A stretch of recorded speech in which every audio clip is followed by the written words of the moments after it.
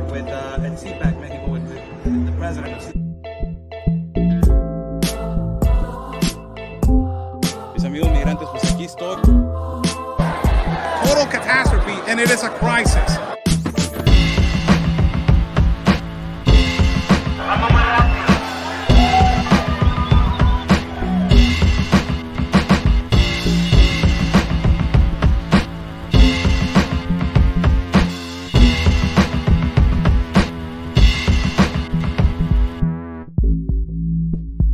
Of a child, right there.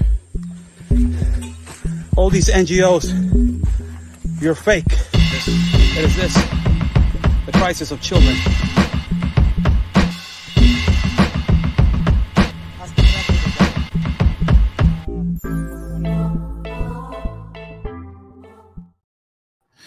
Thank you so much for joining in. I'm Oscar Blue for Real America's Boys News and different networks. Today, it is the 23rd of August. It is 2:04 West Coast time.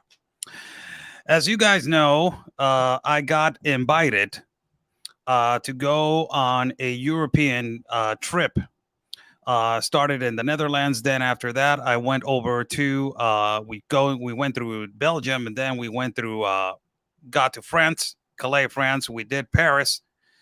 Then after that, we came back the same route, and we landed in Amsterdam. From Amsterdam, we went to Warsaw, Poland. And from Poland, it was all driving all the way to the border of Ukraine. Had a little bit of an issue right there with my passport over there in Ukraine, but everything went well. We entered Ukraine, and, we went to several different epicenters and places. My whole point to go over there, and the great guest that I am going to have today, before I present him to the audience, it is for you guys to understand that the whole goal to go over there is to document and to tell you guys the reality and truth of what is going on. First and foremost, I would like people to, if you guys can share this video out. We're getting censored right now, but if we can share this video out so we can get more audience. Like the video, share the video, like the video, and share the video so we can get more audience into the live feed. But ultimately, I wanted to present my guest today to talk about the situation in Ukraine. And ultimately, we're going to talk also about the border situation that is going on right now in the Darien Gap. That is a complete disaster. It is a complete disaster. But without further ado, I consider this man as a mentor of mine. He is a great mind. He's an incredible man. I have learned so much from him in terms to being more close to God, and ultimately to learn how to do exclusively more professional work. He works for several different networks, but in particular, he is a historic right there at CVN News, also in Newsmax. He has written multiple books, 12 books to be exact. He's a former Ranger. He has been in combat, and he has traveled all over the world. And most recently, his best accomplishment, I think so, it is the movie that he produced and made. It is called Armenia, a True Love Story. Further ado, I want to present to everybody right here on the screen the great Chuck Holton. Thanks for having me, Oscar. Thank you so much, Chuck. Thank you so much for being with me. You just missed me, didn't you? Ah, yes, a lot. And the driving. So I want to get right into it, Chuck. So we went to these kind of places that is like Krematorsk, Isium, and also the Donbas area. We went over there. There was a lot of restrictions going in there, turn off your phones. We saw, missiles going into the sky. We heard also multiple gunshots late at night. Missiles going in, explosions consistently going in. And you took me on this trip, and one of the first things that you told me is that I want you to learn, and I want you to see it for yourself, because that is the number one thing. You need to see it, document, and then say the truth. So one of the questions when I started speaking about it, as soon as I came back, my God, the people, it is just unbelievable. The some kind of the narrative that some people have when you're trying to explain to them what is really going on. First of all, I want to ask you this question. in the perspective of what the war is going on right now in Ukraine, they were asking me multiple questions on the live feed, and they were going back to 2014. Now, I want you to explain this to the audience, because a lot of these people, they read articles and they read a lot of Russian propaganda. That one of the things that you emphasize, it is the Russian propaganda. It is so bad that it lies to the multiple audience in every place. Who started this war and how this started in 2014? And if it had started in 2014, if I'm mistaken. Okay, so yeah, you are absolutely right. The primary battleground in this war is the information battle space. It is not the kinetic battle space. It's not what happens on the actual battlefield. Actually, what happens on the actual battlefield is shaped by what happens in the information space. This is one of the first. Every war has been an information war, but this is one of the first that has been primarily an information war, and the kinetic follows the information. So that's why it was important for you to see that for yourself. I've heard the same things you have.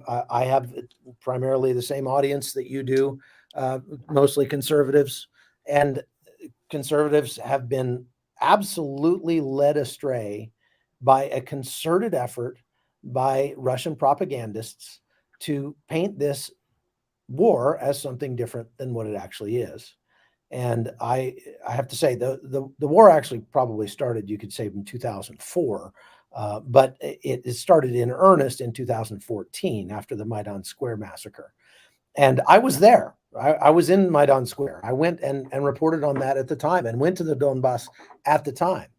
And the narrative that you're hearing now, that the war was started by Ukraine, is absolutely false.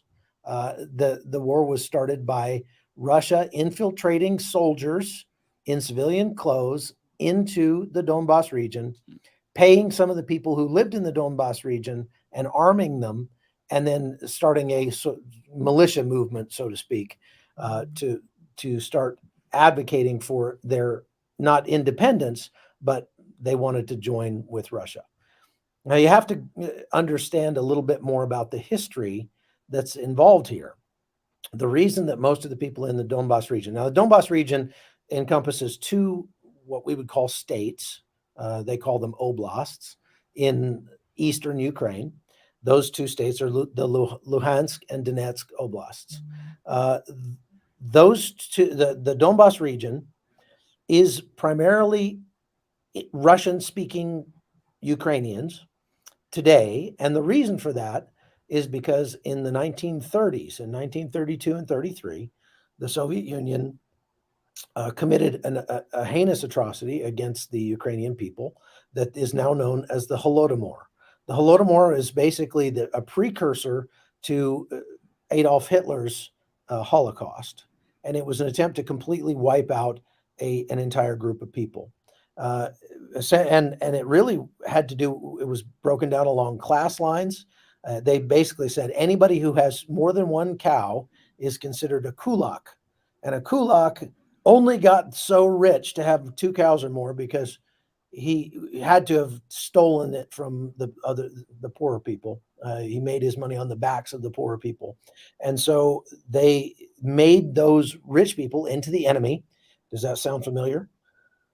Made the rich people into the enemy, and they told everybody, if you go next door to your kulak neighbor and kill him and take his stuff, you're perfectly justified in doing so. So tens of thousands of people fled, and tens of thousands of people were murdered in that first wave. After that, they sent Russian troops into the Donbass region to confiscate all of the food from the people that were living there. So you're talking about everything, not just the corn they were making, not just the garden that they were raising, not just the pigs and the cows, everything. They even took, in some cases, the leather items so that they couldn't boil the leather and make soup out of it. They had special squads of people that went in with these special tools that they put into, that they would push into the walls of the houses to make sure people weren't hiding food in the walls of their houses. And they literally left them with nothing. And over the winter of 1932 and 33, 4.5 million Ukrainians died off. And by the next spring, there was nobody left to plant the fields and these big commercial farms that were all owned by the state. And so Russia moved in Russians from the eastern part of Russia into that area and repopulated the area with Russians. Now, after the Crimea area was annexed in 2014, Russia did the same thing in Crimea. So they're still doing it. They're even talking about now moving Russians into places like Bakhmut and Avdiivka and places that they have that they now hold that were completely, basically denuded of people, and rebuilding those areas. Mariupol, the big city that once was, they're moving Russians in from the eastern part of Russia to repopulate those areas with Russian people. So the people who lived in the Donbass, their relatives, the modern day people, their relatives mostly came from Eastern Russia. And so they still speak Russian. This is their grandparents. I mean, they're people that you can still find a few old people who were there during the Holodomor. I helped save one of them at the beginning of the war. So it's only, 1 or 2 generations ago when this happened. So the thing is, I went to the Donbass region before the war started. I was there in 2014, and the people there were telling me the ones who are fighting Ukraine, the ones who are advocating for Russia to annex this area, are not local citizens. They are Russian troops disguised as. Why are they all fit young males in civilian clothes that are running around? That we've never seen before. We don't recognize these guys. They're not part of our communities. They were sending them in from Russia to take over that area. When I went down there in 2022, just last year in February, I got there February 7th. So this is about 2 weeks before the war started. And I spent those 2 weeks down on the red line between what they called the temporary occupied zones of Luhansk and Donetsk and Ukraine. So this was the line that had kind of been fought to a stalemate by the Ukrainian troops versus Russian troops. At that point, the Russians weren't even trying to hide it anymore. At some point, the Russians actually sent Russian troops into those areas and said, no, these belong to us. So they quit pretending at some point. But I went down there and talked to the people that were in those areas that were still controlled by Ukraine. And they said, yes, we speak Russian, but we're Ukrainian. We do not want to be part of Russia. There are very few people here who actually want to go and join to Russia. We all have families still in Russia, but we consider ourselves Ukrainians and we want to be Ukrainian. Anybody who's been to Russia would want to be a part of Russia.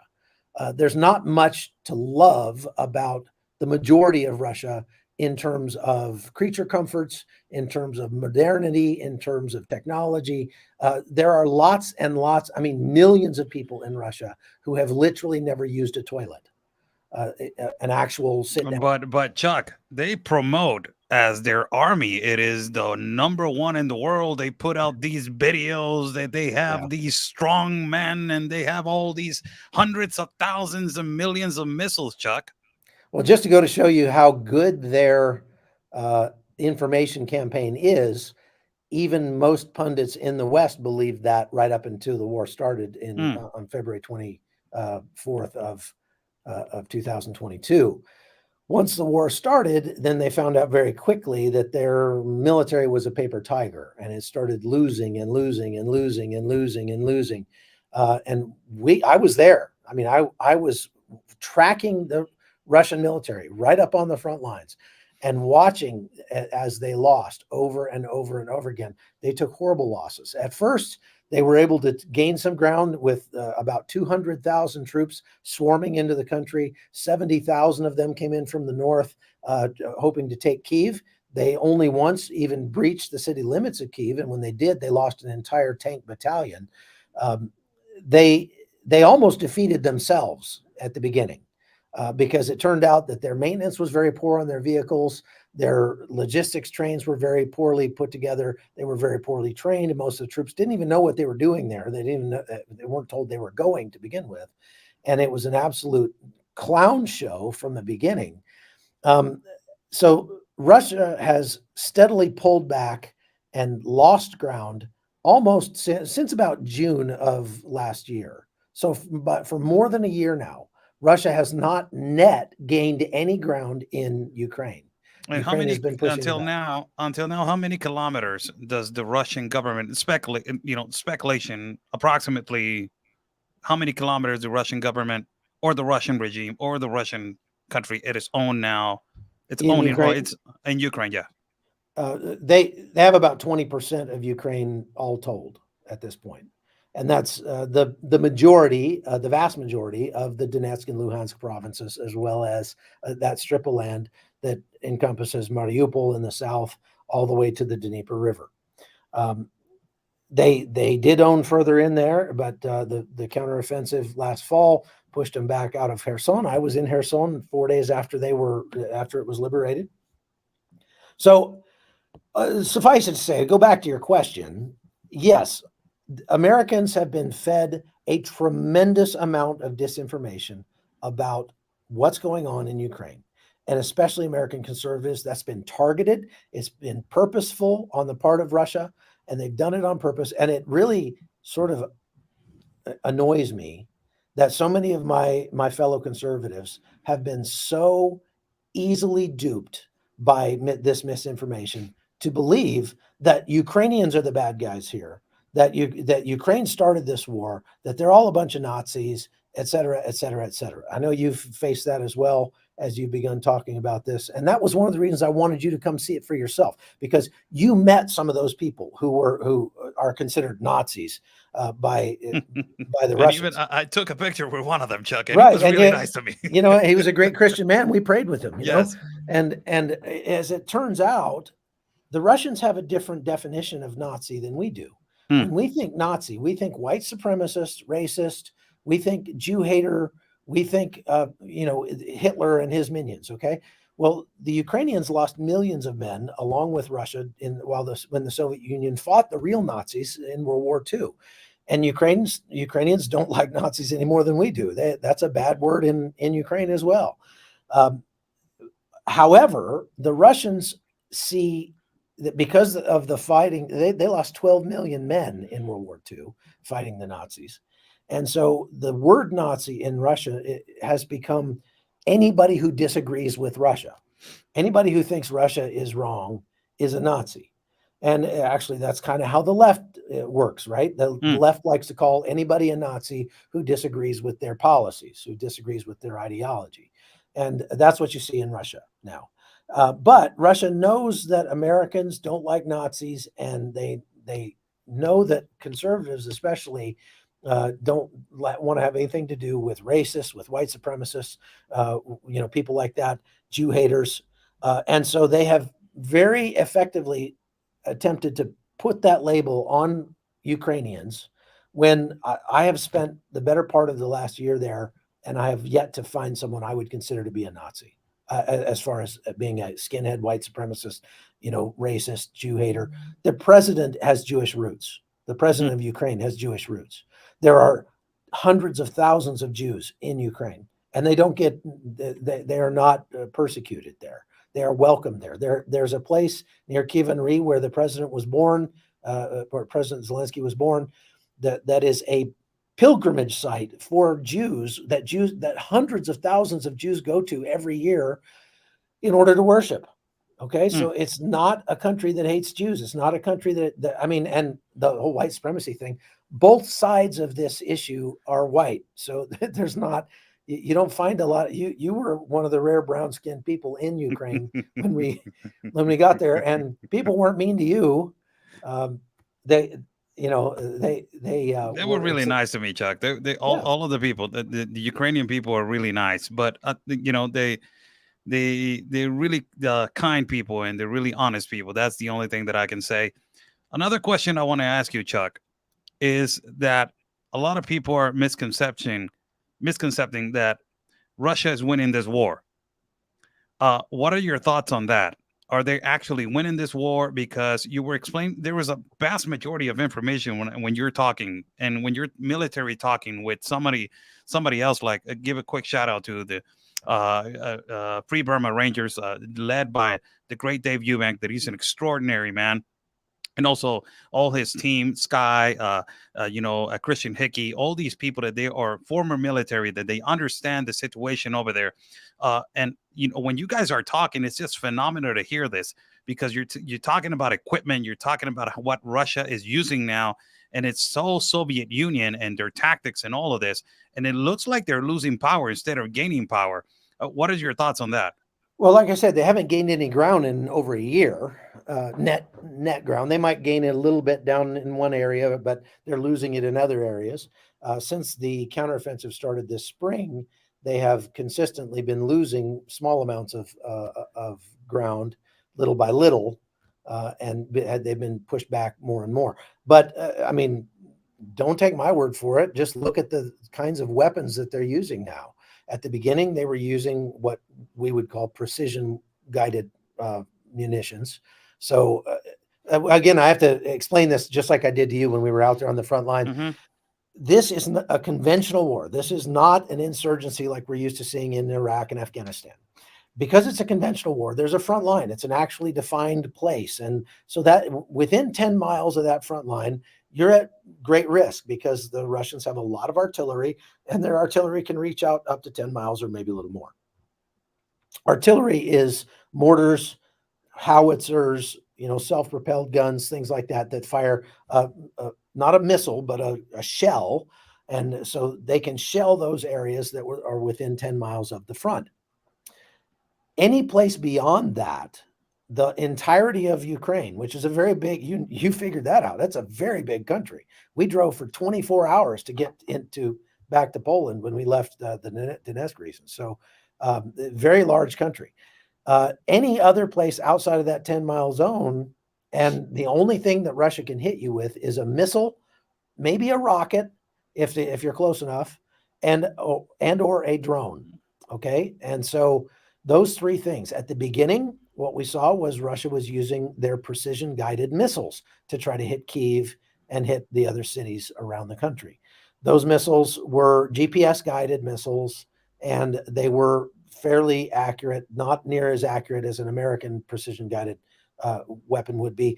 American precision-guided weapons can choose which window to put the missile into in a certain building. Russian precision-guided weapons can maybe hit the block, the city block where their target is. So it's not really, but I mean, close enough is good enough when you're talking a big missile. They're not using those missiles hardly at all anymore. And that's because they're basically out of them. The missiles that we see them using, that you saw the wreckage of those things. I explained them to you while we were on the ground, are inertial guided missiles. Those are missiles that were created before the advent of GPS during the Cold War. And Russia has 6,000 or 8,000 of those missiles at its disposal at the beginning of the war. And so they still have a lot of those S-300s and things like that are available for their use and can strike at Ukraine. However, those things have a margin of error of about 2 kilometers, a circle that's maybe 2 kilometers wide. So they can maybe aim them at a specific city. They could maybe aim them at, a specific, maybe a dam or something that's very large, but the chances of them hitting a pinpoint target are very low. And you saw that because the vast majority of the things that they're hitting happen to be civilian areas, civilian housing. While we were there in Kramatorsk that night that I was out on that mission, you guys heard the rockets come in and they hit 2 apartment buildings. And so they're not precision fires. We are also seeing, we got to go to the graveyard where, out there in Izium, where there are a lot of Russian armor that's been destroyed, that's piled up there. They're just using that as a place to dump it. And if you look at the models that they're using, these are models that were created in we would say the Vietnam era. They're Vietnam era tanks. They've already run out of their T-90s, their T-80s. They're even a lot of their T-72s. What we're seeing now are T-62s. T-62 means they were made in 1962, or they were invented then, and they were created then, and then they were built after that. But the bottom line is what we're seeing is a degradation in the quality of the troops, a degradation in the quality of the equipment, and a degradation in the quality of the munitions that they're using. And all of that, and we are seeing an addition. They are using a lot of these drones. These are newer drones that are being purchased from Iran, and so they're buying these Shahed drones. I've got a piece of one in my office here. They're buying these Shahed drones. They're shipping them up there and they're firing them off. And unfortunately for Russia, fortunately for Ukraine, those Shahed drones are fairly slow, and Ukraine's gotten really good at knocking them down. But they will do swarms of those to try to hit something. We were there in Ukraine, in Kyiv, while there were a couple of air raids going off, and you heard the air raid, and then you even saw the missile get intercepted in the sky above our heads. And when that happens, what that tells you is that the Ukrainians have a very good counter battery or counter missile capability. So they're shooting down more than 90% of the missiles and drones that are being fired at the major cities in Ukraine, and especially Kyiv. But as they go down to smaller cities, then of course they don't have enough air defense to go around, and so they are more likely to hit targets. That's why you're seeing targets being hit in places like Kyiv and Dnipro and Kherson and places like that, because they don't have the air defense that Kyiv has. And anyway, so are they winning? It doesn't seem like it to me, just from my knowledge of military equipment and hardware, and from what we're seeing in talking to the soldiers on the ground. Now, another question. There's a bunch of them, but one is that the actual concern for the American people. Why are we sending, they're saying, millions of dollars to this war? And you actually, billions of dollars. Yes, exactly. To be billions of dollars. Why are we sending billions of dollars when we have an open border, when we have this going on in the United States, when we have our homeless? Joe Biden is hitting us in the back, is stabbing us in the back. He's sending billions to Ukraine. Zelensky's corrupt. Joe Biden is corrupt. Hunter Biden and all this, crap inside of the Ukraine. Can you elaborate that for us? Like, what are your thoughts on the money issue, the corruption, and all of that? Okay, so I'll tell you my opinion after I tell that you asked a whole bunch of questions there, but let me break them down a little bit. Yes. And as somebody said, did the air defense? Tim Mack, I think, said, did the air defense come from us? Yes, a lot of the air defense did. Not all of it. Some of it came from Western Europe, but yeah, we did provide them with a lot of that air defense. Correct. So to answer your question about the money, first of all, both sides, the left and the right in the United States, are lying about the numbers, the amount of money that we're giving to Ukraine. And they're both lying in the same direction, which is strange. They're both overstating the amount of money that we're giving to Ukraine. And I want to break that down like I did for you a little bit. And if you can go find this information, this is the thing that kind of frustrates me in one sense, and it makes me feel like I've got job security in another sense, because all this information is readily available if you're willing to go find it and read it. The reports from the Government Accounting Office show exactly how much money we're sending to Ukraine and where it's going and what it's going for and what kind of material is being sent and all that sort of thing. But you've heard these numbers bandied about, like $130 billion, $200 billion that's been sent to Ukraine in the last year and a half. That is patently untrue. Ukraine has not received anywhere near that much money. They have received billions of dollars from the United States, but at this point, the grand total that Ukraine has received, according to the latest report, which I just read while we were in Ukraine last week, is about $70 billion. And of that $70 billion, only $24 billion of that was in cash. The rest was in the form of military hardware, trucks and tanks and planes and ammunition and things like that. A lot of those things are things that the United States actually destroys when it gets old, or gives to one of our other allies. And a lot of that stuff was due to be given away or destroyed anyway. Okay, so we repurposed it and gave Chuck, it to Ukraine. Quick interruption. Why lie? Why lie to why both sides of the party in the United States? Mhm. This is a really delicate situation because you're talking about the billions of dollars. And why Yeah. lie? Hard to believe that Congress would actually lie to you, isn't it? That your politicians would lie to you. So why are they lying? Well, overstating the numbers serves the purpose for the Republicans of saying this is ridiculous. We've given them so much money; it's way too much money, and we need to give them. We need to stop giving them so much money. And the worse you can make it sound, the more that argument makes sense. On the left, the reason that they make that argument is to try to make it sound better to our allies in NATO and in Europe, to say, look how much we're supporting Ukraine. We've given them $200 billion. So they're both lying, but for different reasons. The real amount of cash we've given them is about 24 billion, and the real amount of military hardware is the rest. So what's that? About 56 billion, something like that. And so let's take that and try to put it into perspective here. The United States, this is what I always ask people. Number one, let me ask our viewers some questions. First question, as an American citizen, do you believe that the United States should be involved in world affairs? Do you think that the United States should be involved in geopolitics around the world in trying to shape the world to be more in our liking, more to our credit, more to our benefit? Or do you think that we should just back off and leave the world be and let the chips fall where they may?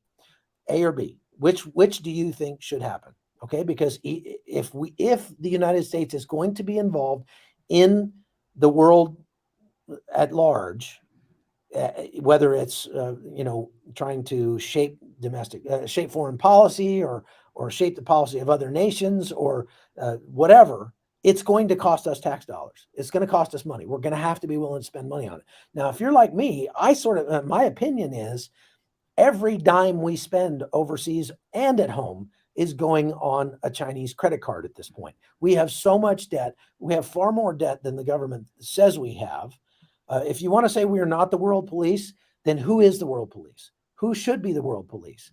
Do you think Russia should be the world police? Would you feel comfortable with Russia calling the shots as far as what happens in the Middle East and what happens in Venezuela, what happens in Latin America? Would you be happy with that?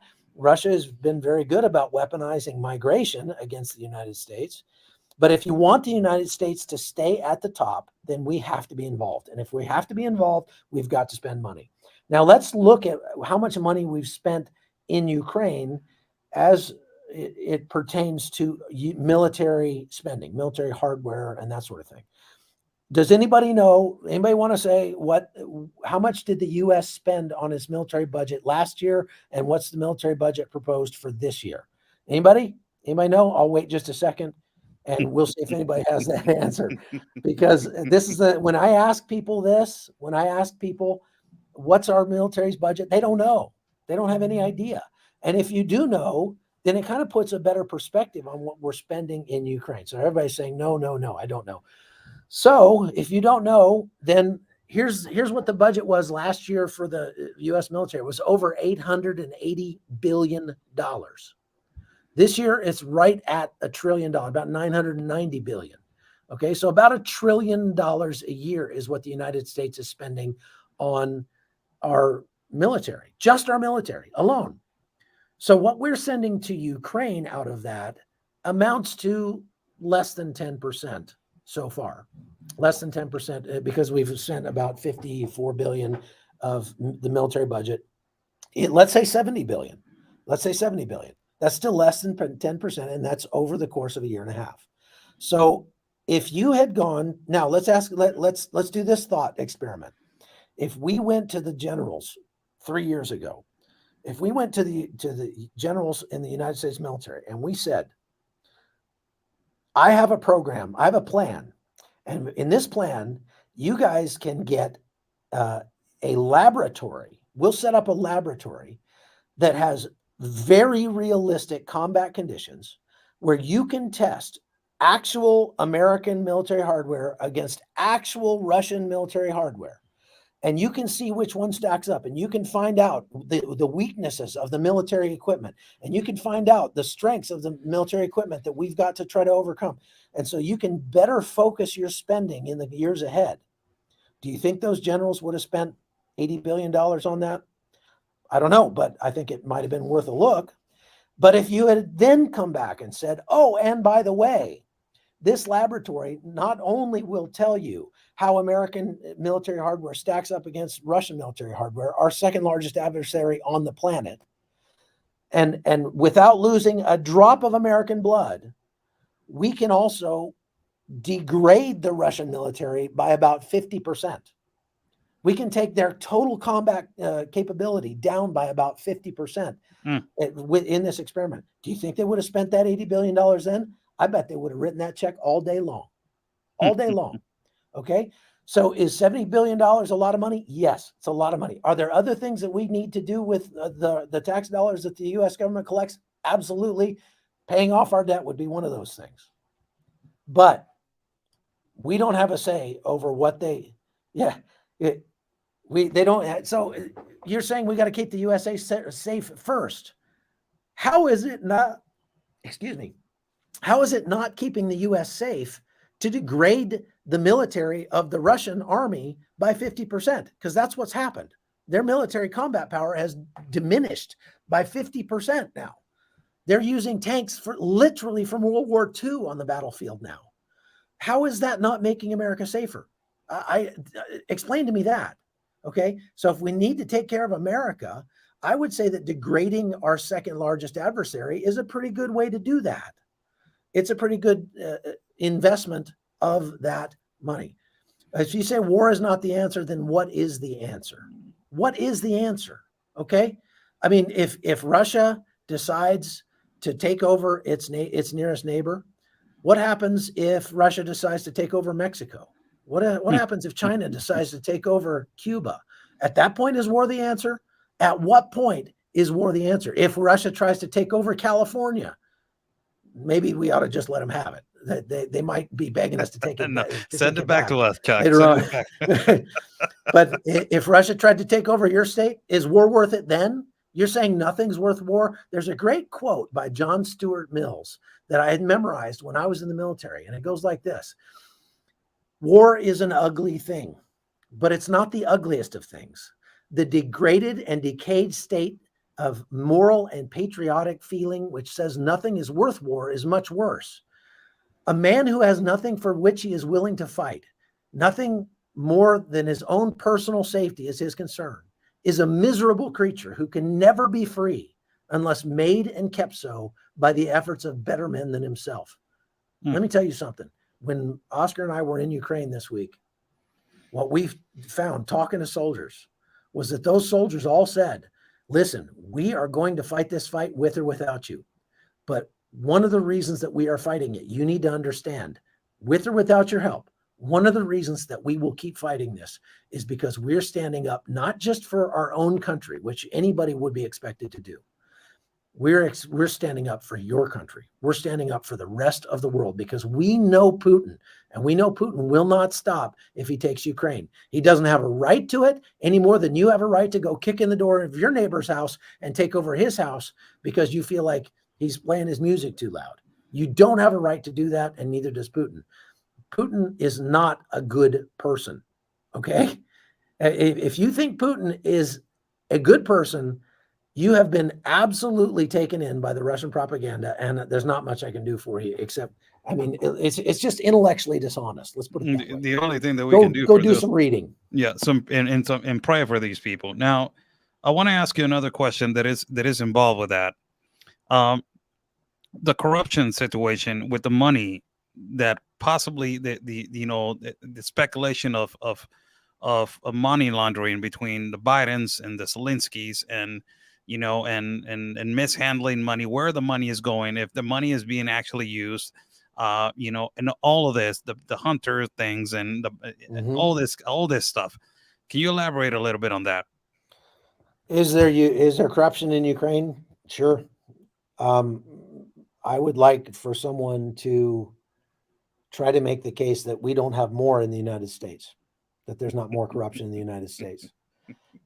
When people say, well, Ukraine is one of the most corrupt countries on the planet, I say, how do you know that? My question is, how do you know that Ukraine is one of the most corrupt countries on the planet? Do you live there? If you don't live there, you probably know that because you've read it someplace. You've heard it said over and over and over and over again on social media. If you trace those back, those messages back, a lot of those messages are being put out there by troll accounts that are controlled by Russia. Ukraine does have corruption. There's no question about it. The people, if you go back, like I was there in 2014, I was there when they kicked their president out. Okay, you want to say Zelensky is a puppet? A puppet of whom? Whose puppet? Whose puppet is Zelensky? Please answer that question. But let's talk first about the previous president who was kicked out. So that president was a puppet of Russia. He was a puppet of Russia. And the people in Ukraine knew it. And so they've had a referendum. Do we want to join more and become more like Europe, or do we want to go more toward Russia? And the referendum, the results of the vote were that they wanted to become more like Europe. But the president vetoed the will of the people and joined closer to Russia. That's why they kicked him out. That was the whole point of the 2014 Maidan Square uprising. Once they kicked out their president, who became the president? Anybody know? Anybody know who became the president? It wasn't Zelensky. Zelensky was not the president then. You want to say, oh, the CIA fomented that revolution? No, I don't see any. Maybe. Okay, maybe. You talk to the people. I talked to lots of Ukrainians, and they all say they were very much in favor of what happened in Maidan Square, of the uprising, of kicking out their president. The new president was Petro Poroshenko. I've met him. I've interviewed him. I've talked with him. Poroshenko is known as a pretty corrupt guy. He came up during the Soviet Union, and yeah, he's pretty corrupt. He is a very big patriot, but he's pretty corrupt. They voted Poroshenko out and voted Zelensky in. The reason they voted Zelensky in was, you know what he ran on? The platform that Zelensky ran on was to get rid of the corruption in their country. And so, and he's an actor. He's not a politician. He's a businessman. He's an actor. He's not a politician. Sounds a lot like somebody else we know, doesn't it? Maybe Donald Trump, right? Maybe Ronald Reagan. Not a politician. He's an actor. He's a businessman. And he was literally brought in to drain the swamp in Ukraine. And so it cracks me up when I hear American conservatives saying Zelensky's a puppet. He just is corrupt, and he's like, what? Look, it doesn't matter what you and I think about Zelensky. I'll just say this, because Zelensky only cares about what his own voters think. He doesn't care about what you think. And what his voters think is that Zelensky has a 91% approval rating in Ukraine right now. So if he was corrupt and his people knew he was corrupt or thought he was corrupt, do you think he'd have a 91% approval rating? I kind of doubt it. What's the approval rating of our president right now? 41% last time I saw. So I think maybe we need to worry about our own corruption and less about the corruption in Ukraine. And I think what we saw, Oscar, when we were there, we had long discussions about this, you and me and Ben in the car as we were driving, is that the thing that frustrates Americans about what's going on in Ukraine doesn't have so much to do with Ukraine as it has to do with America. It's American corruption that's taking place in Ukraine, that's using Ukraine as a venue, right? That's what bugs Americans, and I'm right there with you. It bugs me that America is using Ukraine as a political football to try to get Joe Biden reelected. Joe Biden wanted this war to happen. He could have stopped it. He could have kept this war from happening, and I really think Trump would have kept it from happening. And all it would have taken was to send a fleet of U.S. Navy ships into the Black Sea. It would have ended it right there. They would not have invaded if we had taken a decisive step. But Putin made a calculation that Joe Biden is weak, and this is my time, and so I'm going to go for the gold. I'm going to go to create the Soviet reunion, and I'm going to take Ukraine. He chose to do that because he thought Biden was weak, and Biden is weak. In his weakness, Biden has done just enough to keep Ukraine from losing, but not enough to keep to allow Ukraine to win.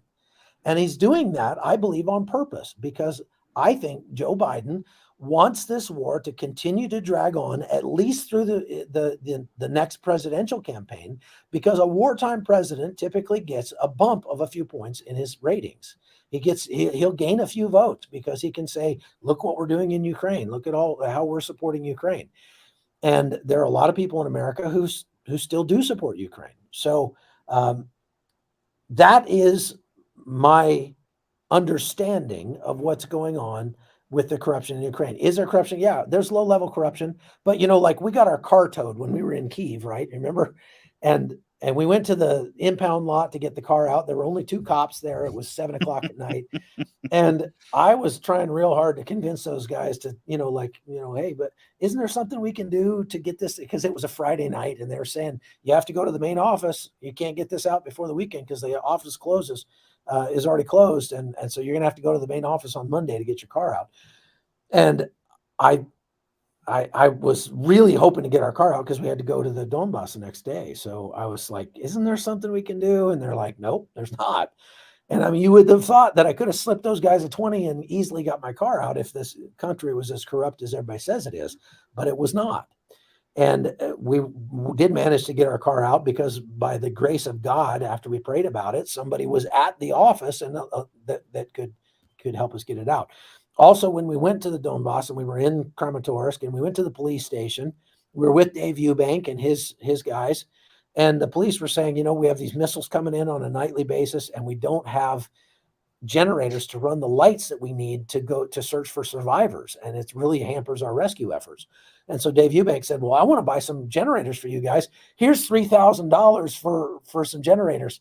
And they all you saw it. They almost did a backflip, man. They were like, no, we can't take that money. They would not touch that cash. They said, look, if you want to buy some generators, feel free to buy some generators and bring them down here and we'd be happy to take them. But we cannot take that cash because we have to avoid anything that even looks like corruption. Also, while we were there, Vladimir Zelensky fired all of the regional recruiting heads of the Ukrainian military because he found out that some people had been taking bribes to allow certain guys to avoid being drafted. And so he fired them all. That doesn't sound like the actions of a corrupt president, but I could be wrong. But bottom line is, doesn't matter. The people of Ukraine love Vladimir Zelensky, and he's got a 91% approval rating. So what we need to worry about is American corruption, not Ukrainian corruption. This is a question right here. Zelensky was elected from the promise he have to the people. Please, Oscar, can you ask Chuck about the Colonel Douglas? You're talking about Colonel Douglas who speaks on Tucker Carlson's show. I really do not know, but I believe that's what she's talking about. Yeah. There are a lot of pundits out there who do a lot of commenting on the war. The guy I think you're talking about, who's always on Tucker Carlson's show, literally has been wrong ever since the beginning. At the beginning of the war, before the war started, he was saying that if Putin invaded, that he would take Ukraine within 48 hours. He didn't. He was even as late as this last fall, right before Kherson was liberated. That colonel was saying that the Ukrainian military was all but done. They were collapsing. That it was going to be over before long. And just after he said that, the Ukrainian military retook Kherson and pushed the Russians all the way back to the Dnieper River with great losses. Look, there are lots of people losing their lives in this war. Lots of Russians, lots of Ukrainians, lots of civilians, lots of innocent people that are losing this war. And, we talked to Katya, our interpreter, when we were there, and I actually spoke to her right after she had gotten the news that one of her friends who was a medic had been killed. And so she was in a pretty somber mood. And I said, how would you describe the way this war is going? And she said, if I had to describe this war in one word, I would say waste. It's all just such a waste. It's a waste of money. It's a waste of lives. It's a waste of resources. It's a waste of time. It's a waste of everything. It's just a waste. And there are no winners. Nobody will win this war because everyone has already lost so much. And that is, it's hard not to get you in the feels when she talks like that. It is a waste, and it's really unfortunate, but we don't get to choose what our adversaries do and when they do it. All we get to choose is how we respond. And the choice we have is to do nothing and to back off from the world stage, in which case we make a big, great, huge vacuum where we used to be. And that huge sucking sound you hear is Russia and China and Iran rushing in to fill the spot that the United States filled in having influence over world affairs. Now, If you feel like that would be a better world, then you probably don't live in America. I mean, I'm sorry. And I want to ask you this question, and this is the $1,000,000 question. If Trump is president, will this end? Will this war end, and it will come to a peace agreement, as he has been multiply asked? And I'm seeing questions right here in comments, Chuck. And I'm sorry about the comments. Sometimes, there's people that they are. I totally understand. There are people that they are, like this individual that possibly has never gone out of the kitchen, but not to insult, but saying, this is what it is, and take away USA, NATO, and the UN. They are all evil. They need to go. So, I want to ask you this question. If Trump came into office, do you think that this war would stop? That's a really good question. If Trump came into office, he would most likely come into office on the promise that he would get us out of Ukraine and stop sending money to Ukraine. The hard right of the American, Congress and Senate is already making noises like that. I generally agree with the hard right on most things. I like to say that I myself am just to the right of Attila the Hun in my own politics. And I am actually friends with people like Marjorie Taylor Greene and Clay Higgins and people like that. And so, but on this, I just, because of my own experience and because I'm trying very hard not to be intellectually dishonest, I'm not going to just cheer for my own team all the time. I'm going to call it like I see it. And if I've spent more than 6 months in the last year in Ukraine, and I've seen it with my own eyes, I'm not going to pretend that I don't think this is something that that we need to support. Yes, we're out of money. Yes, the government has already taken way too much of my money in taxes. And yes, we could do a whole lot more by encouraging people, encouraging third parties, non-governmental organizations to do more in Ukraine. But when it comes to armaments, the only people that are going to do it is the U.S. military. And the U.S. military, I would say, has not been making very good use of the $1 trillion a year we've been giving it. And so if 10% of that should go to destroy our second biggest adversary, I think that's money well spent. And I think in the long run, it will save us a lot of money because we will be able to, A, not have to buy so much because Russia won't be as much of a threat, but B, we'll be able to more tightly focus the money we do spend on our military because we'll know better how American military hardware stacks up against the Eastern Bloc military hardware. I say Eastern Bloc because it's not just Russian hardware, but Chinese military hardware is based on Russian hardware. So, what we're seeing, the weaknesses that we're seeing in Russian hardware right now, China's seeing that as well. And they're going, oh, wow, maybe we shouldn't take over Taiwan just yet. Maybe that's pretty bad. Now, am I for the UN? No, man, I'm not for the UN. I've been all over the planet. They're throwing that at me. Sometimes they're I've never, and you guys know how I despise the United Nations. You guys know how I despise the United Nations, OIM, ACNUR, and UNCHR, all this situations. Everybody has their own beliefs and their own conspiracies, man. You think that the UN is running all this, go ahead and do it, man. Okay, but first of all, that guy needs a Texas Info Warrior. I want you to answer me this question. What's the difference between the UN and NATO? Okay, because I've been across the globe. I've been around the world. I've been to wars, every war zone and conflict and crisis in the last 20 plus years. And I have never once seen the UN where they do anything where they actually made a positive difference in the long run. They can make a positive short-term difference once in a while by feeding people who would be dead in 2 weeks otherwise, like they're doing, they're doing in Armenia and places. But in the long run, they always create more problems than they solve. The UN is absolutely terrible. Now, NATO and the UN are not the same thing. NATO is a North American treaty alliance, and that alliance is this begs another question. This is a treaty alliance that we belong to, the United States belongs to, that represents 60% of the military combat power on the planet.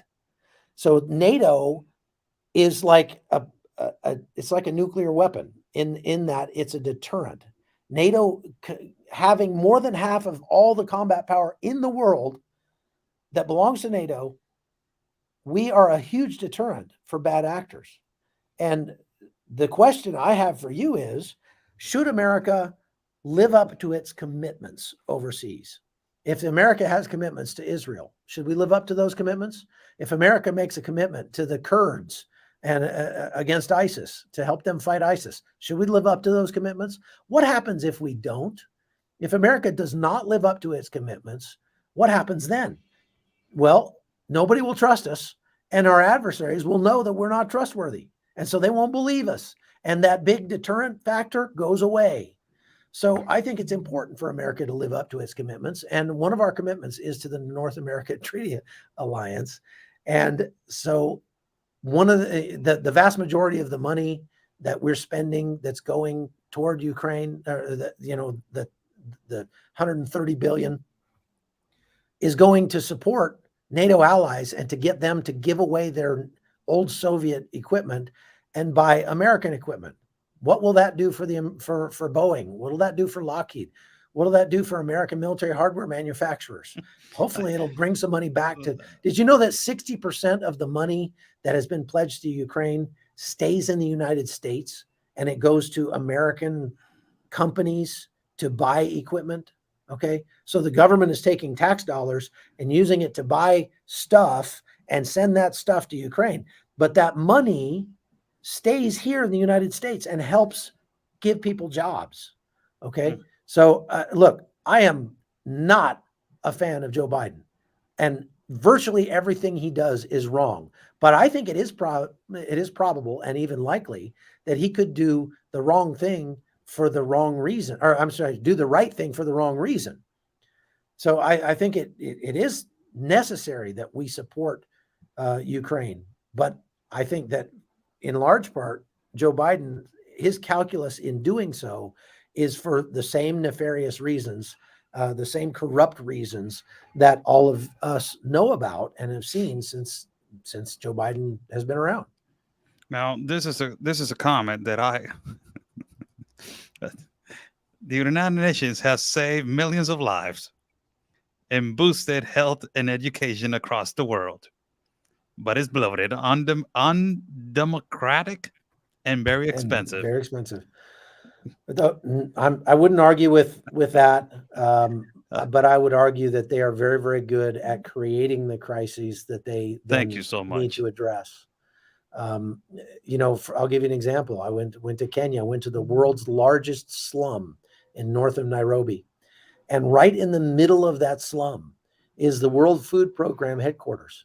And I thought, well, that's really smart. They put the headquarters right in the middle of the place that has the most need. But then I found out that the headquarters was there first. The slum grew up around the World Food Program headquarters because when you feed the ducks, you get more ducks. And that's exactly what's happening. It's what we see on the U.S. southern border. It's the same principle that we see all across the world. And it's one of the reasons why socialism doesn't work, because you feed the ducks, you get more ducks. You get more of what you subsidize and less of what you penalize. Now, last topic, but Chuck, last topic. I want to touch it immediately before we do another program. Hopefully, the Darien Gap. You live in Panama.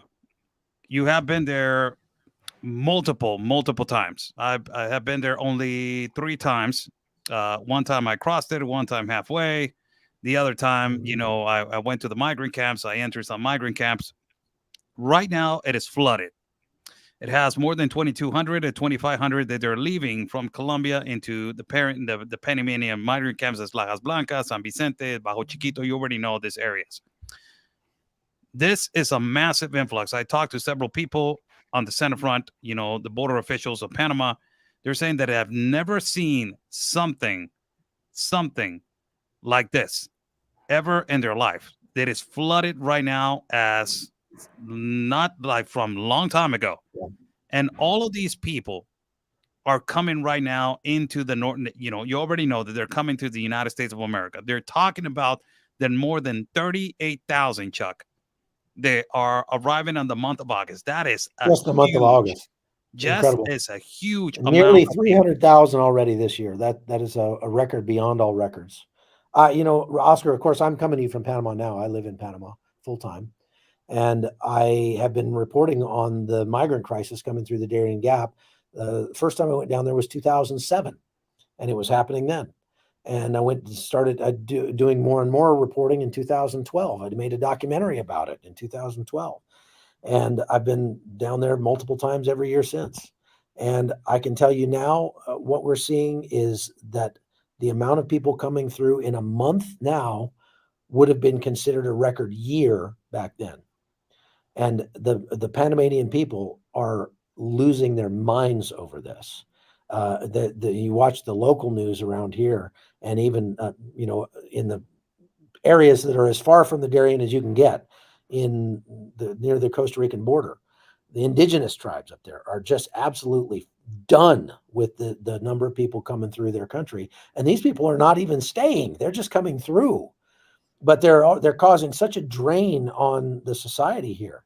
And they're what we saw just today, that video I sent you right before we went live, was from, I think, Lajas Blancas, where I've never seen so many people there ever. And it looked like 8,000 people packed in there. And they were fed up and waiting for buses because it's raining on them. There's nothing but mud to sit in. And they're in terrible condition already, having just made it through the Darien Gap. And so they're saying, screw it, we're going to walk. And they were busting through the gates and leaving. I mean, what are the half a dozen center front guards going to do against 6,000 or 8,000 angry Venezuelans? Nothing.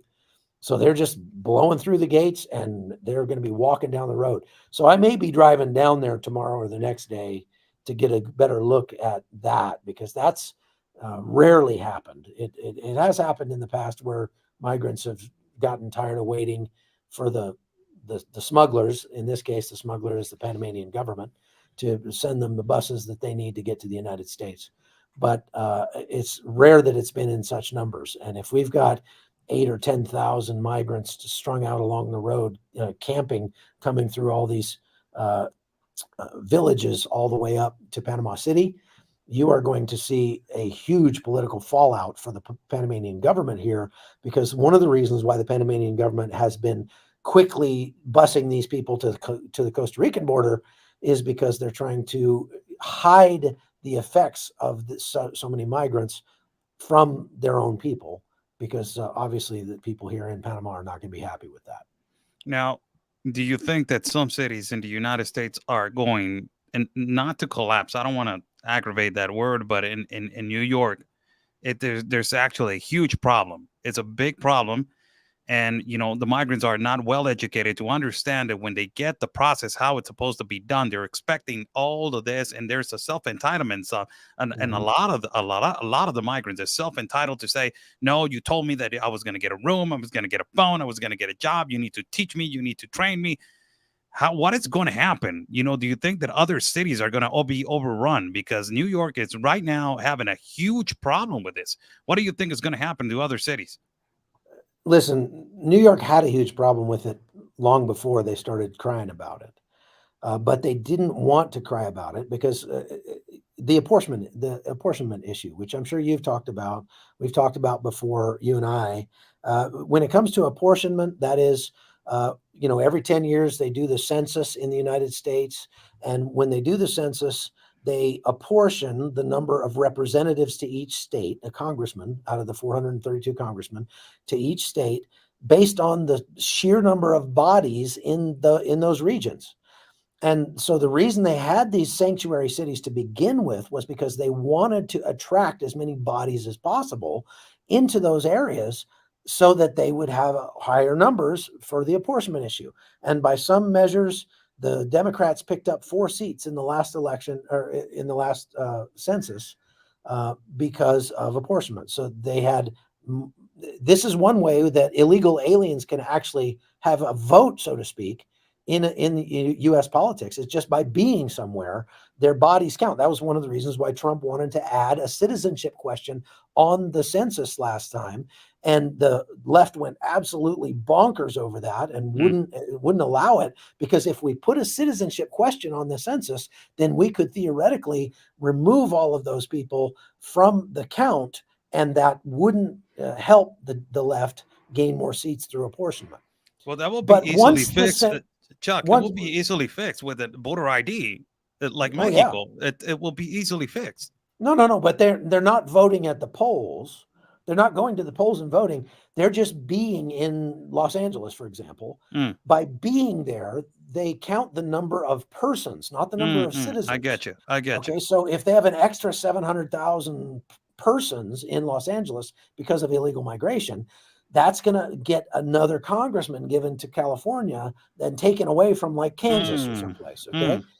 And so that works right up until till 2020, till we do the census.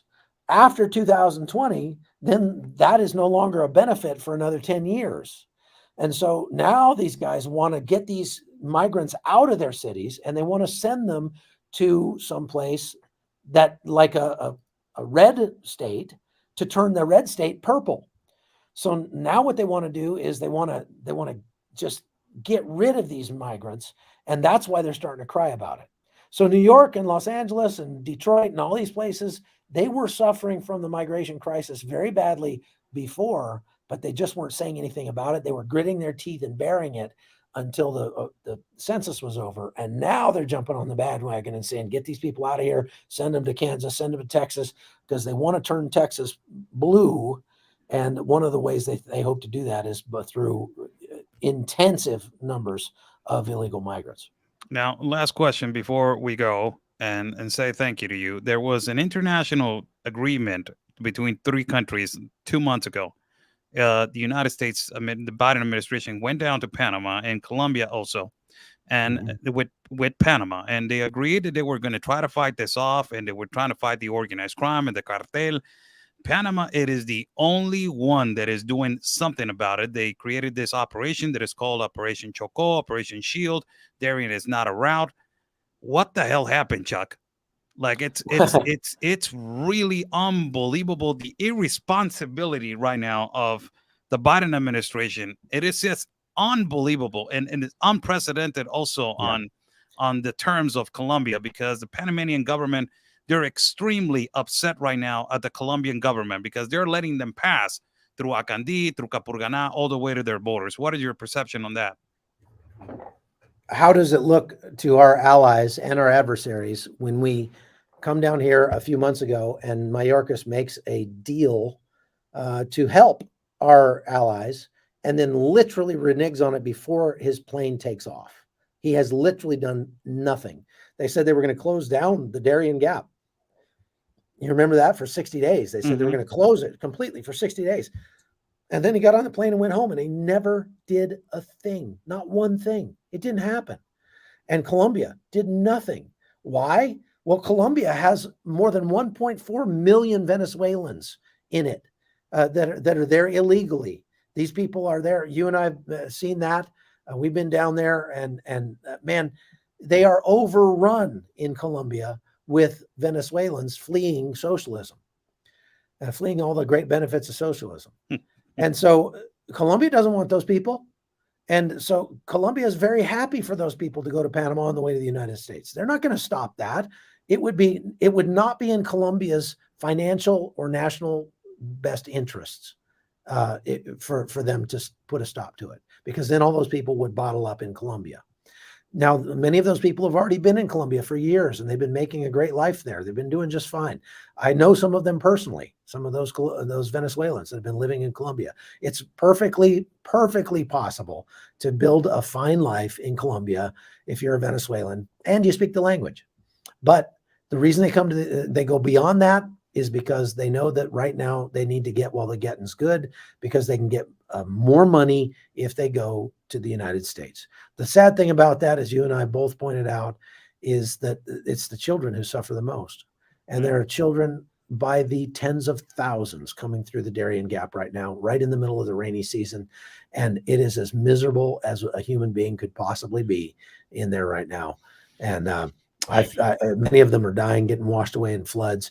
The last journalist group that we sent down there wasn't with you, was a Newsmax crew. The day they got there, they had 160 migrants drown that day, in one day, coming through the Darien Gap.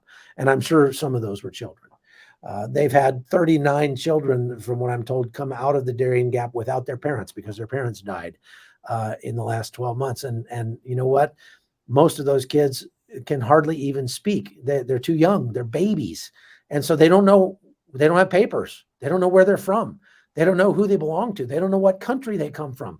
They don't know what their names are. So they've got them living in hospitals and hotels in Panama City while they try to figure out who they belong to. And if they can't figure it out, they just they name them Jose, put them into school, and they don't really have a good foster care system here in Panama. So that's pretty bad. The AMC keeps talking about, he's very communicative, and I like that. He said, did everyone see how fast Slow Joe pulled troops out of Iraq? Why can't we do the same now with Ukraine? I think you just answered your own question, man. Okay. I think and it wasn't Iraq, it was Afghanistan, but we'll give you that one as a gimme. He pulled out of Afghanistan, not Iraq. And I think you just answered your own question. Do we want to see another Afghanistan? Do you realize what that did to American credibility around the globe? Do you realize what it did to the confidence that our allies have in us? Do you realize what it did to the confidence our own people have in us? I've got 2 sons in the military. Do you realize the confidence that they lost in their own military that they belong to when they saw what happened in Afghanistan? Do we really want to do that again? Give me a break, man. I don't think so. And why couldn't we go back into Afghanistan right now, collect up the $86 billion worth of equipment material that we left there, and take that to Ukraine and drop it off for those people? Maybe let them actually win the war. This is something that, look, we're going to pay this price sooner or we're going to pay it later when it comes to the immigration problem, when it comes to Ukraine. And touching on that, Chuck, and sorry to interrupt, but this last question, is the United States in debt? Are they in debt? Yes. Is the Pope Catholic? Is the Pope a liberal whack job? Listen. They say that we've got $39 trillion in debt. That's a lie. They have changed the way that they calculate the national debt since the 1980s.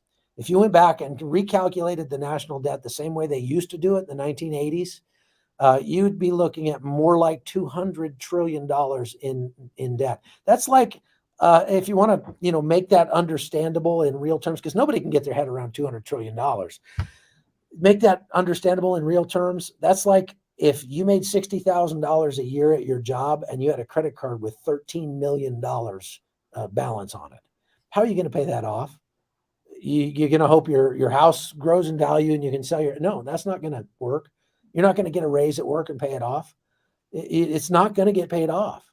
The fact of the United States defaulting is not it's not an if question. It's a when question.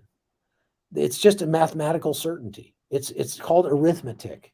And I hate to be the bearer of bad news, but that's the country we belong to right now. And so if you were to come to me and make the case that, look, we need to pull back from the world stage, we need to not make, we need to not have any influence on the world stage. We need to be like Moldova right now on the world stage.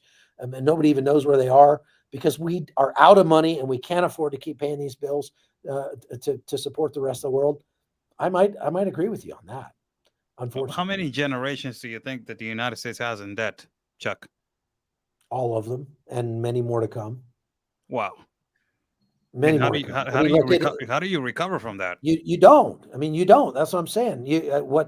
This is way beyond the scope of our conversation, but Hmm. more than likely, I mean, look at what happened to Russia. That's essentially what happened to Russia.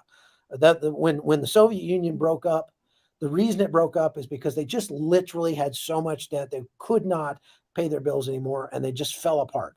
They just absolutely fell apart. And so you go study what happened to the Soviet Union and that balkanization where the countries kind of broke off and became their own thing once again and became separate countries. That's very likely what we'll see happen in the United States at some point, probably in my children's lifetime. Wow. Well, there you have it. The great Chuck Holton. Thank you so much, Chuck, for coming on into my live feed. Possibly this video will be seen for more people later on this afternoon. Thank you so much for joining in. He has written 12 books. Out of the 12 books, Chuck, which top 3 do you recommend to people to buy? Making Men Bulletproof. Making Men Prowess and A More Elite Soldier. Those 3. Hi, Diane. I see Diane Britz in there. She's awesome. She went to Armenia with us. You need to go to Armenia with us. And look, I really appreciate the people that came on this talk we had just now, especially the people who very much disagree with what I'm saying. Because if you came on here and you disagree and you stayed and you cared enough to make comments and to conversations, I can really respect that. The one thing that I would encourage you to do is come speak for yourself.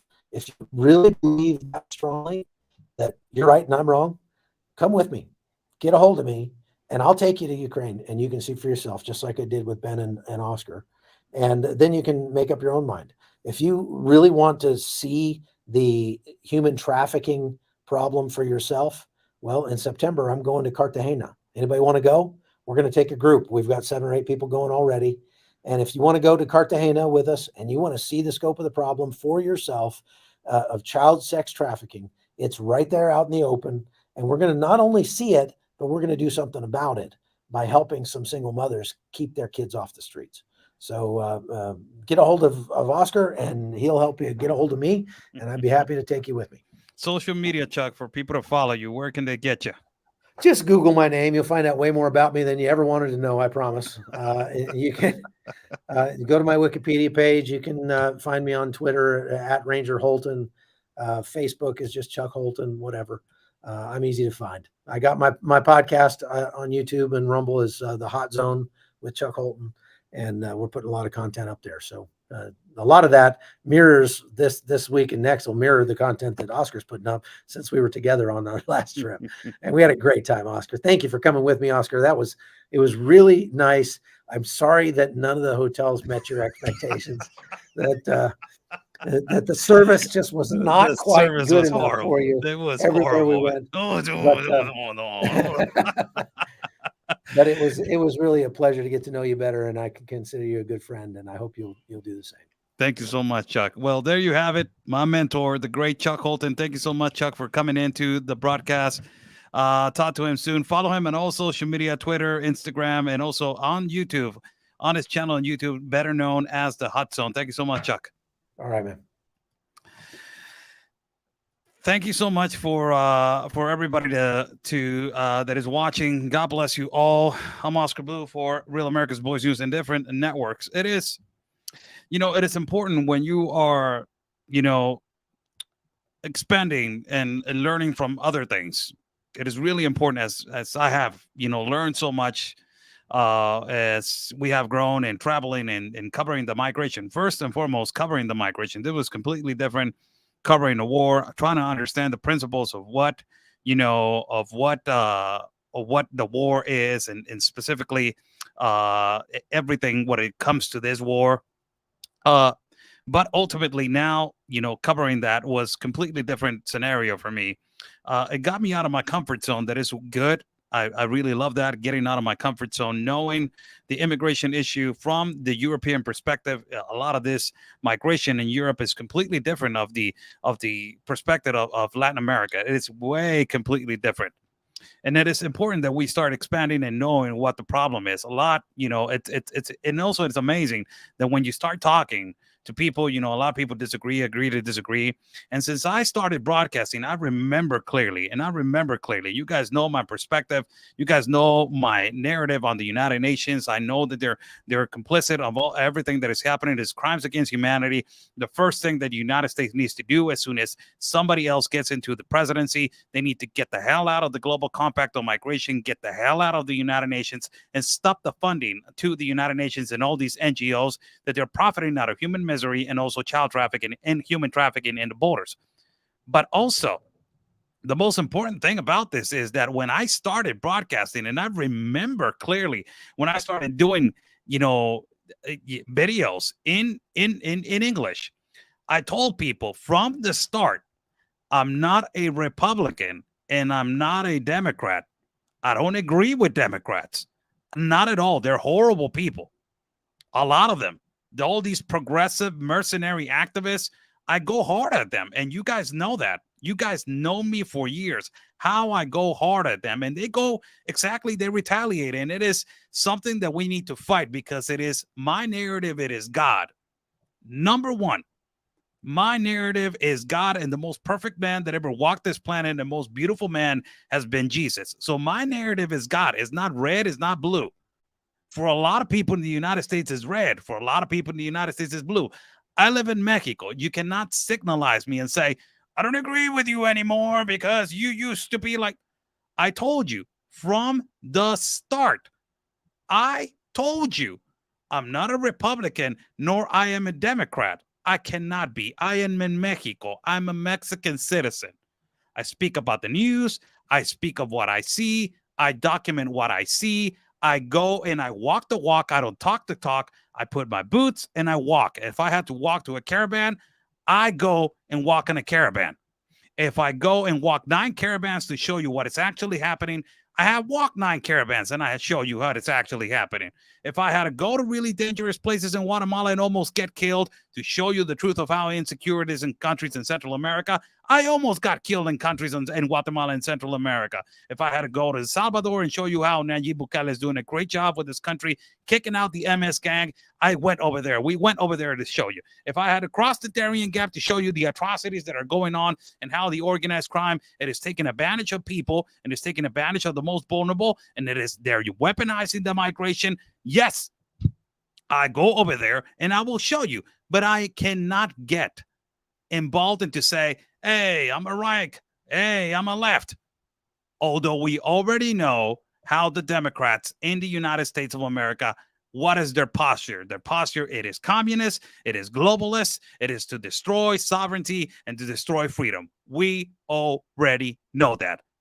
But there's freedom of speech, there's freedom of beliefs, it is on your Constitution. Whatever happened to that? Whatever happened to freedom of speech and freedom of belief? It is in your Constitution. It is, I believe, that is the First Amendment. Is it or is it not? Is it or is it not in your Constitution? I cannot be signalizing a Christian because he's black, I'm not going to talk to him. A Christian because he's brown, I'm not going to talk to him. A Christian because he's white, I'm not going to talk to him. You're a Christian, you believe in Christ. I don't see your color. I see that you believe in Christ and you believe in Jesus. Isn't the Constitution of the United States implemented with God's values? Isn't it? Lie about that. Did the Constitution have a red? Did the Constitution have a blue? Did the Constitution have a political party? Does God have a political party? Does it? So my narrative, for people to understand whatever happened to Oscar, man, we need to get that. I go to places and I watch what I have to learn. That is my reason why when I say I'm traveling, people are traveling. I'm going to travel in the next incoming days. Sometimes you're not going to like what I say. And sometimes the comments that they're in the comment section, I'm not going to like what they say. And I'm like, it's your opinion. It's my opinion also.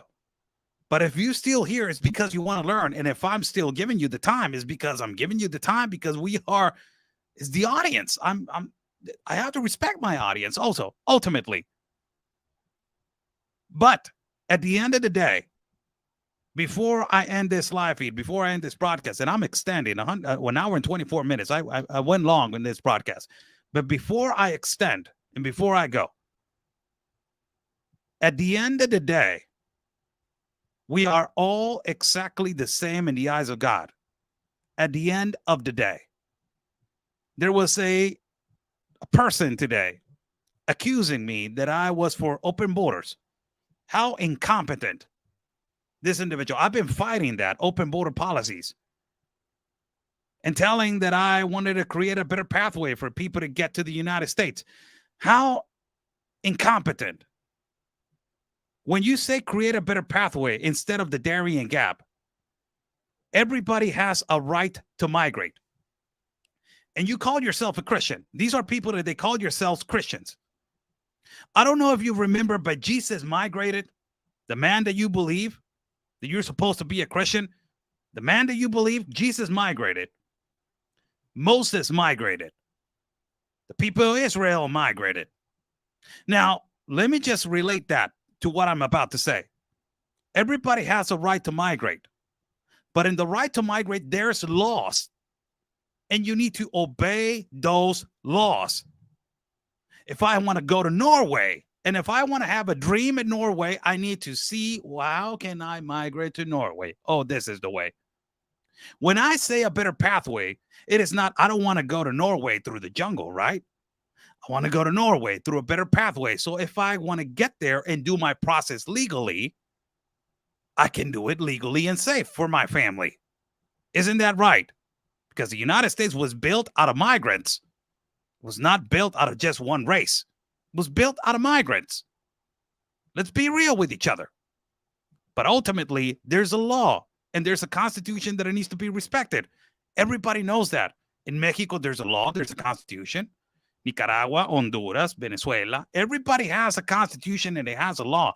You need to obey that law and you need to follow that law. That doesn't stop you from migrating. They're not violating your human right. No, they're not. There has been a law there for hundreds of thousands of years. We need to respect that law. But what do you prefer? People dying at the Darien? Shut the Darien, cut the Darien, and stop the migration. These international organizations, put them to work and do the humanitarian work that they need to do and get these dictators out of these countries. Nicolas Maduro, Ortega from Nicaragua.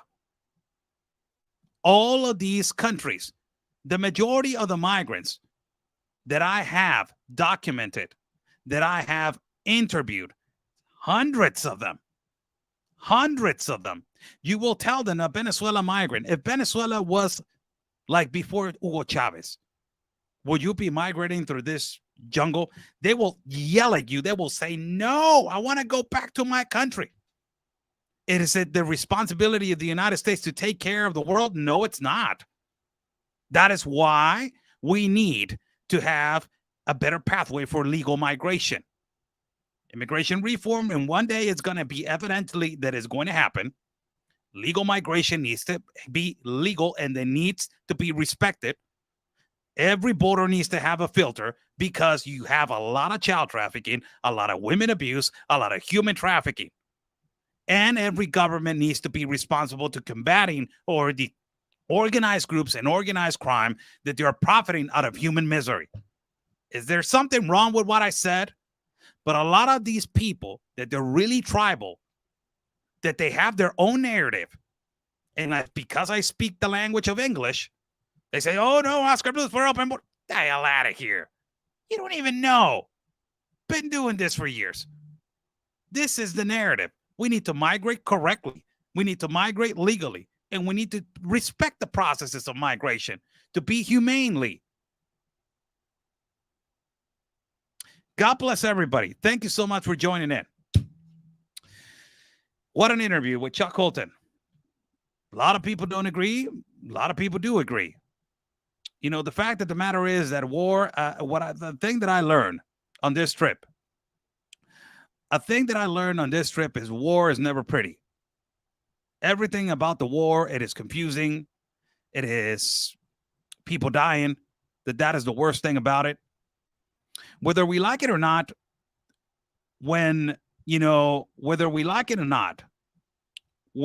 Donald Trump gave this answer at CNN, whether he was Donald Trump, whether he was whatever politician, whatever public figure, not because he was him,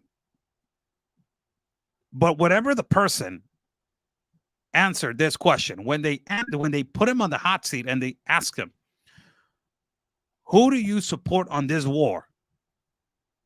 And he said, I want people to stop dying. That's it. It's not Russia. It's not Ukraine. It's not Iran. It is not China. It is not this. It is not that. I want people to stop dying. What did he told you? That he does not support the word war. He does not support it. Who do you prefer? As people telling me, they were asking me this question. So you support Putin, Oscar? No, I don't. I'm sorry, but I don't. I don't support a tyrant, and I don't support evil. You support Zelensky, Oscar? No, I don't. I don't live there. But I will tell you, I support the people that they are being hurt by this tyrant. I seen it. I seen people with their houses destroyed. People in hospitals that they did not have nothing else to do. They were cleaning their houses and they got shot by a missile, by a torpedo, by whatever you want to call it. Soldiers that they're standing outside wounded, that they just want to go home. I seen it. I seen it. I invite you to do exactly the same thing. I invite you to do exactly the same thing. See it.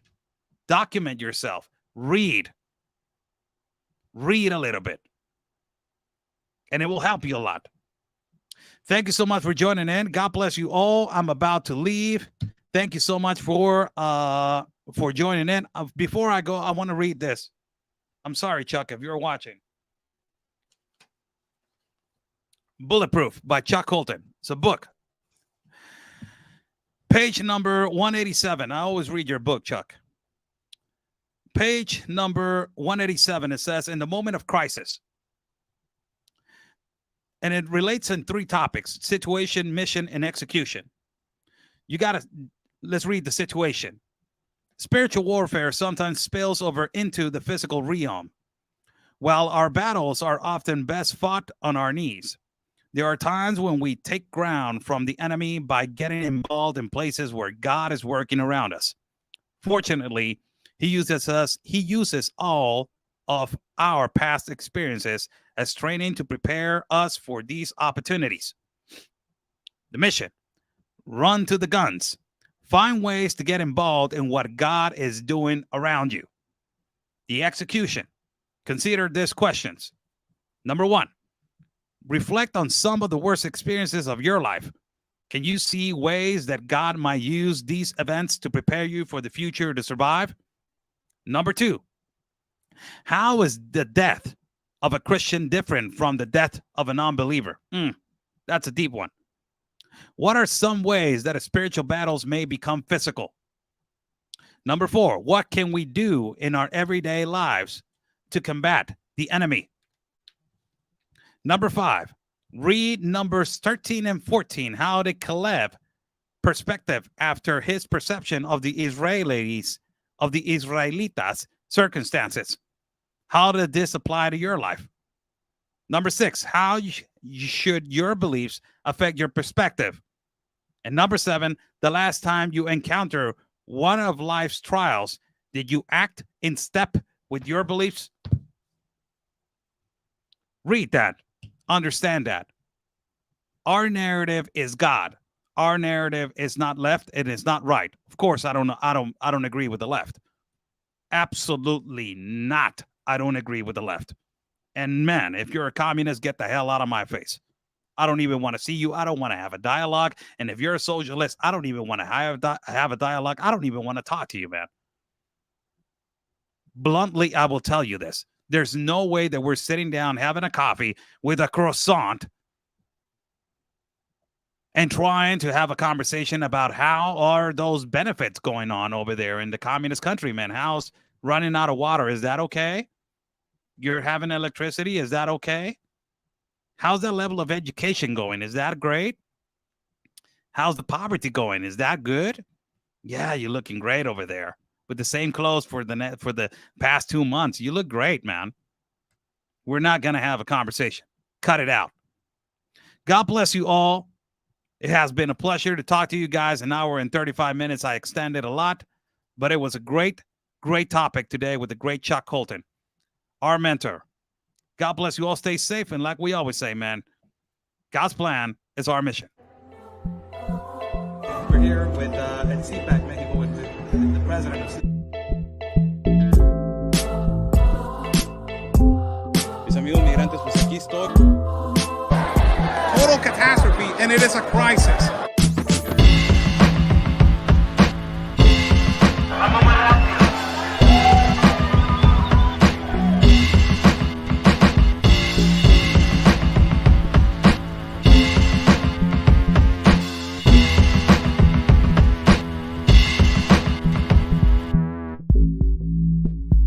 Of a child right there. All these NGOs, you're fake. It is this, the crisis of children.